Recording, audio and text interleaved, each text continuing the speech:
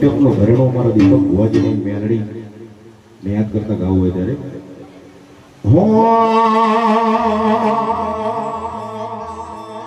મેલડી મારી મેલડી તમે આવો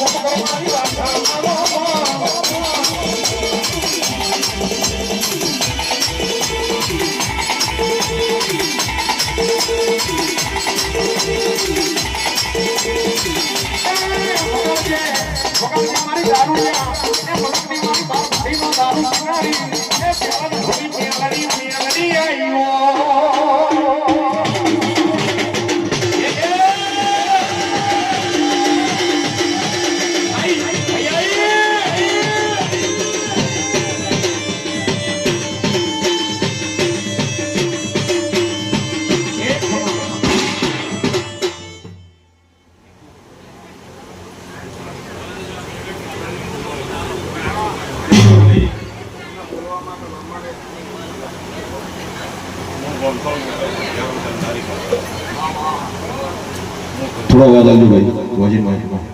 સાઉન્ડ જોગી બાવાની માતા ભાઈ ગણે તારી ચામું શીખોતર હસી રહી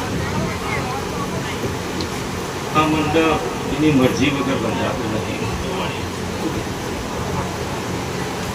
અને કરોડોનો ખર્ચો કરવાનો પણ મને બેડીને આનંદ ચડ્યો તમારા ઘેર કુવાસી હોય એ મને બેડીને નીકળ્યા કરોડનો વ્યવસાય કરો પણ કુવાસી ઘેર ના આવત કોઈ કોમનો નહીં ભાઈ પણ આ જામુન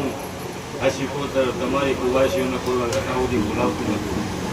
આ જામુન શીખોતરે અવસર પહેલો કરેલ કુવાસી બોલાવી તે પરંપરા આવું ચાલતું રહેશે આવું મારી ભરજી મગન જોગી બાવાની ગાડીના ભગવાન બોલું ભાઈ કોઈ દાડો આ અજવાળાનું અંધારું નહીં થાય શું કીધું ભાઈ જગત દુનિયા બધું કે છે પણ એની મરજી વગર કોઈ થતું નથી અને આવા ટાઈમમાં અવસર કરવો ને પાર પાડવો એઓની સત્તા હોય જ પાર પડે ભાઈ ખરા ચોમાસામાં અવસર પાર પડાવો કોઈ રમત ના ખેલવી શું કીધું ભાઈ તમે તો બધી સગવડ કરીને બેહો પણ તમારા પેલા 10 દાડા પહેલા એને સગવડ કરી હોય અને કરીને બેહ એમાં કોઈ તાર ખોમી ના આવે પણ આ ચામુંડ શીખોતર એવું કહે છે આજ 1 રૂપિયો હાલીને અવસર કર્યો છે આજ 1 રૂપિયો નહીં મહત્વ તમે ભેગા થઈને અવસર કરો એ મહત્વ એમાં આ ચામુંડ શીખોતર હસી રહી ભાઈ અને એવા ને એવા કાયમ માટે રહો કોઈ તાળો ભેખ નહીં પડે આ દીવા બધા જોકાક નહીં આવે નિકુલ અને આવા દઉં તો હું ભજી મગન જોગી બાવાની મેળડી લઈ લેવા મુકેશ પટેલ નો ફરમાઈશ હોય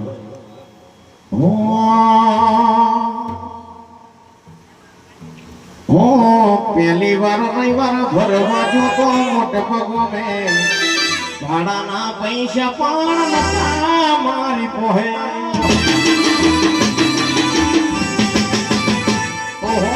પહેલી વાર રવિવાર ભરવા જોતો મોટે પગમે ભાડાના પૈસા પણ નતા મારી પોહે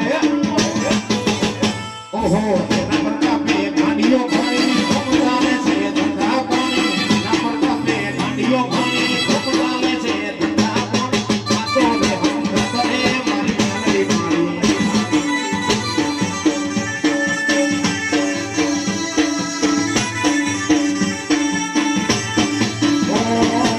પહેલી વાર પુણ્યમાં ભરવા જોતો ફૂટની હારે ભાડાના પૈસા પણ નતા મારી પોહે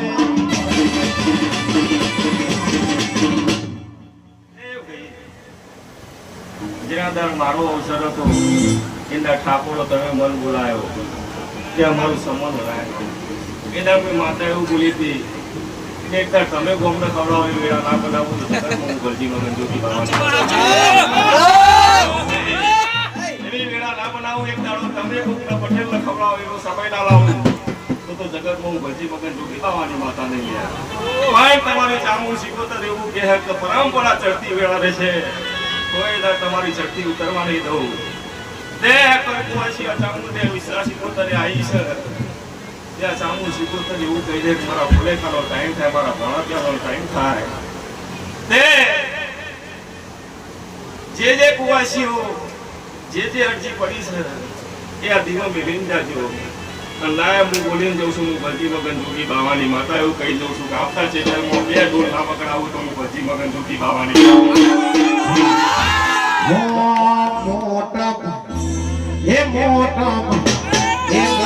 પપોની ચોસે મરમા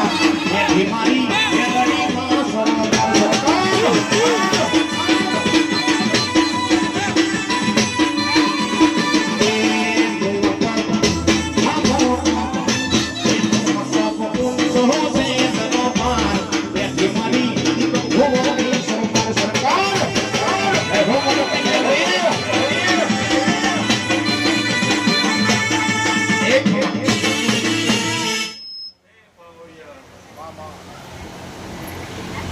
પાછળ ઘણા દેખાય પણ મારો ચામુંડ શીખોતરનો ભગવાન એવું કહે છે કેમ કે હું મન અચ્છે બોલતો નહીં ફાવતું સારું થઈ જાય એવું નથી. સૌ ભયું કરીને લાવતી હોય તો આ ગુલાબ આટલો બધો ના લાવતી હોય. સૌ કોઈ રૂપામાં ઘીની નદીઓ વહેવો મોટા પાકની નદીઓ વહેવો. અને એવું એક દાડો દુનિયા દેશ બધે જોવા ચડે એવું ના બનાવું છે. બધી નદી ખોટી ખાવાની વાત આવે. મામા એ આ ચામુંડ શીખવતા એવું કહી રહી છે તો જગતમાં દુનિયામાં ઓન તલવાર ના લેવાતા, ઓન બંદૂકની ગોળી ના બનાવતા, એમનો ઢાલ છે. ઠેડે જતો માણસો તો કજિયા બનવાના, પણ ઓન કોઈ ઢાલ ના બનાવતા. 100 વર્ષે આ દીવાન ધોકા સુધી આવો. પછી કોણ ઢાલ બનાવશો, તલવાર લેવડાવશો, અને ભાઈ 5 વર્ષે ભેગા થવા તો એના વટીઓ એના ભૂવા બેસી બના તે મોણો મનાઈ જાય તેમ નહીં બનાવતું. 100 વર્ષે કોઈ ફળવા નીકળો તો એ મળતું નથી થઈ. એટલે મારી કર્કવાસીના ભગવાન એવું કહે છે, હું મોટપની મેળી એવું કહું છું કે જગતમાં આખે આ મોટપ ધરાવણીમાં કોઈને વાતો ભગવાન થવા દઉં તો જગતમાં ભજી મગન ખાવાની વાત કરી ગયા. તે આયા બેહાનું ભગવાન મારું રોંગા છે, મારા ઢોલી બાવળીઓનો મજા. એ પરંપરા તમારો ઓર્ડર બધા ખીચવા નહીં દઉં. આવું મારા ભજી મગન પટાકું ખાવાની માતા એવું કહે છે. શંકો નિગોળ જગતમાં હું રાવણના પંથની માતાનું જગતમાં પટવાણી થઈને બેઠી છું. તે મોટા મોટું ગવડાઈને આવીશું. પાટણ ગવડાઈને પૂરતા પઠાની માતા છું. તે ભાઈ આયા બેહાનું પરવણ મારું ભોયા નાથ મારું રોંગા છે. કોઈ ના તમારા નાપોડો ખાતે ફરવા નહીં દઉં. ચાલુ શીખો તો ના પઠાણ કરું છું ભાઈ. લો હું